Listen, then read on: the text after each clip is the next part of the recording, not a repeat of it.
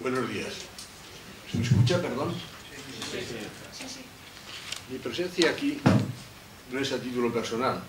Hablo como hijo de Alfredo Bello Gómez, general de ingenieros, que fue el comandante del mítico batallón de zapadores 250. Mi comunicación es doble.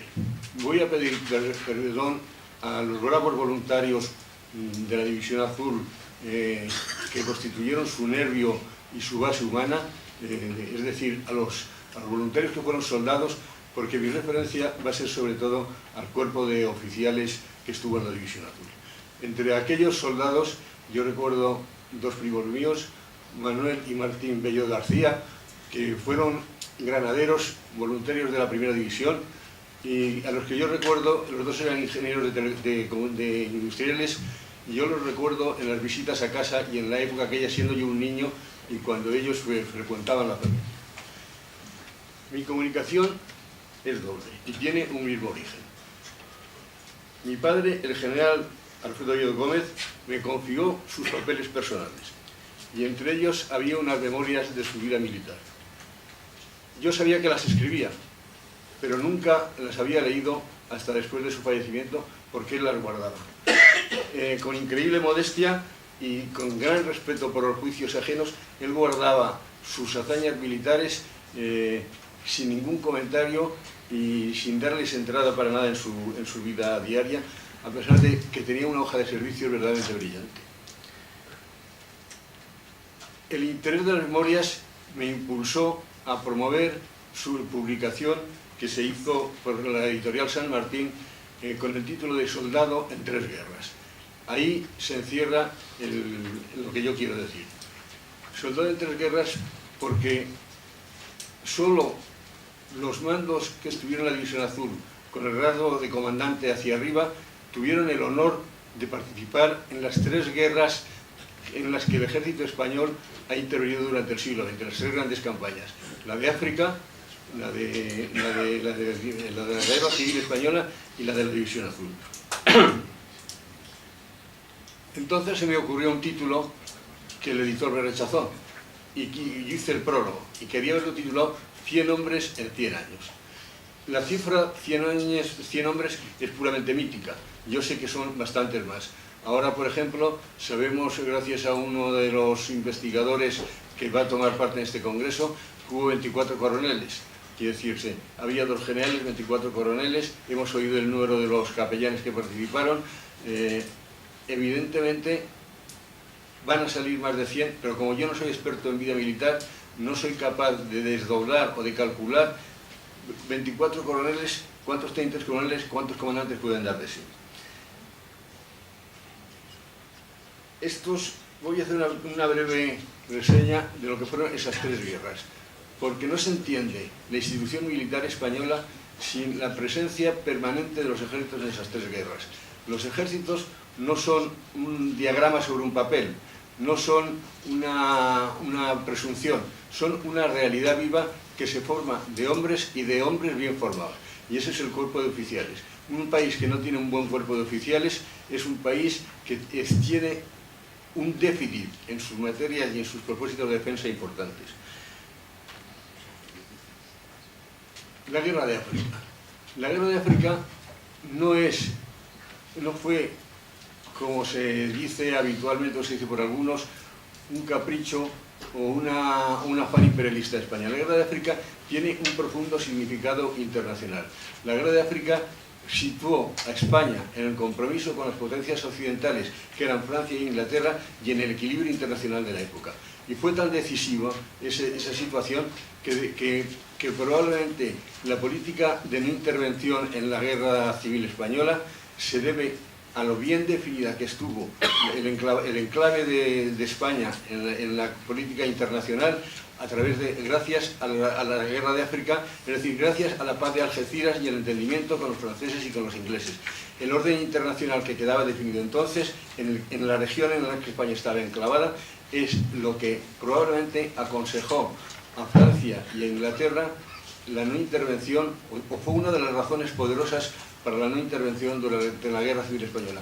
No intervención a la que los partidarios del bando republicano califican de traición o de actitud incomprensible porque no quieren entender cuáles eran las razones profundas de Francia y de Inglaterra. Sobre la Guerra Civil Española es evidente que un ejército es una institución de defensa. El poder, en último, que es lo que es la herramienta de la historia y que es lo que en último término permite a una colectividad sobrevivir ordenadamente, tiene una última referencia, y esa última referencia es la defensa. Ser no es defenderse, pero sin defensa no hay ser. La Guerra Civil Española fue debida, aparte de todas las interpretaciones ideológicas que le quieran, a mi juicio, a una razón esencial. Y esa razón esencial es la explosión del poder, la crisis del Estado. Cuando el Estado entra en crisis y el poder se divide, la sociedad se divide también y se hacen inevitables los enfrentamientos. Y por último, perdonad que vaya a esta velocidad porque yo creo que es obligado, llegamos a la División Azul. Aquí voy a tenerme estrictamente a lo que cuenta mi padre en El Soldado entre las Guerras. Mi padre se apuntó a la División Azul en el segundo contingente. Él había estado en el frente de Somosierra durante la Guerra Civil con Esteban Infantes. Y cuando nombraron a Esteban Infantes para dirigir la segunda División Azul, o la segunda etapa de la División Azul, él se apuntó inmediatamente. Sin embargo, estuvo, de los 11 meses y pico que estuvo en campaña, estuvo 6 y pico, 5 con Muñoz Grandes y otros tantos con Esteban Infantes. Los dos frentes en que estuvo fueron el Bolchov y el Leningrado. Voy a leer ahora una carta orden del general Muñoz Grandes el día que se incorpora mi padre, porque me parece que es un documento militar absolutamente extraordinario. La carta orden la tenía siempre mi padre guardada y la guardó luego mi madre en un sobre autógrafo del propio general de la división, dirigida al comandante del grupo antitanques. Y es una carta autógrafa, es una carta orden autógrafa. Yo no soy experto militar, pero entiendo que normalmente las órdenes tienen un conducto, digamos, administrativo, hasta llegar a las unidades. Esta es una carta autógrafa escrita de puño y letra por el general Muñoz Grandes, probablemente en acción, y que tiene una calidad militar y literaria absolutamente extraordinarias. Dice: al comandante Belloz, por una rápida y hábil maniobra de nuestras fuerzas, el enemigo, situado en la bolsa al oeste de la carretera de San Petersburgo, ha quedado sitiado. Es lógico pensar que los rusos traten de romper el cerco y para impedirlo el mando superior ha dispuesto que su agrupación marche a la zona Dolgovo-Osija, en donde recibirá órdenes. Toma usted el mando del batallón de zapadores en el momento preciso en que se les va a emplear como tales, y seguro estoy de que todos se percatarán del honor y responsabilidad que ello supone. Va en su comportamiento no solo el porvenir de los zapadores, sino el honor de España. A los sitiados hay que aniquilarlos, cueste lo que cueste, y ni los tanques ni nada podrá evitarlo. Tiene usted medios sobrados para ello. Mas si alguno fallara, no olvide que entre sus valientes subordinados lleva usted a los capitanes Ordaz y Alonso de Infantería, ingenieros, y al teniente Martínez Aguilar de Artillería, que son garantía cierta de un éxito seguro, y cuando todo falte, entréguese confiadamente al heroísmo del soldado español que nunca lo fallará. Mi comandante, hoy le felicito por el honor tan grande que le ha correspondido, mañana le felicitaré por su victoria. Seguro de ello, vuestro general Muñoz Grandes. Me parece un documento excepcional. Hay otro documento que también voy a leer del general Esteban Infantes, puesto que fue el segundo jefe de mi padre. Y dice: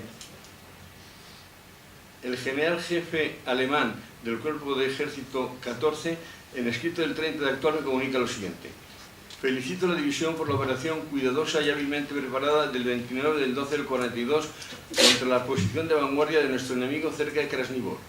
Las considerables bajas sangrientas causadas al enemigo, el botín recogido y los búnkers destruidos le han perjudicado personal y materialmente. Además, el combate ha demostrado de nuevo la superioridad moral y combativa del valiente soldado español sobre el soldado rojo y obligó al enemigo a mandar rápidamente refuerzos al frente. La operación tuvo un pleno éxito. Ruego que participe a las heroicas tropas del Regimiento de Granaderos número 262 y del Batallón de Zapadores número 250 mis gracias y mi mayor elogio, así como a las baterías de artillería participantes en la operación que apoyaron magníficamente el ímpetu de los asaltantes. El día 29 era el general en jefe del Cuerpo de Ejército 18 el que me comunicaba la felicitación que transmitía la división en la orden general de ayer. Este es el escrito del general Esteban Infantes. Aquí se cita por primera vez Krasnivor y se cita en un contexto que no es habitual, porque se habla de Krasnivor antes de la batalla de Krasnivor. Y en esa acción de guerra del día 30 encuentra la muerte el heroico teniente Muro, que fue con medalla militar inmediatamente. Bueno, el tiempo se acaba. Mi iniciativa era llamar la atención sobre este cuerpo de oficiales del Ejército Español, institución permanente del país y de la patria, que hoy sirve en otros destinos a la institución militar fuera de España, y procurar hacer eco a que se publicase un libro en el que se recogiese las hojas de servicio con abundantes fotografías de estos 100 y pico, 200 y pico españoles que honraron al país y honraron al ejército y tuvieron la suerte y el privilegio de servir con las armas en la mano.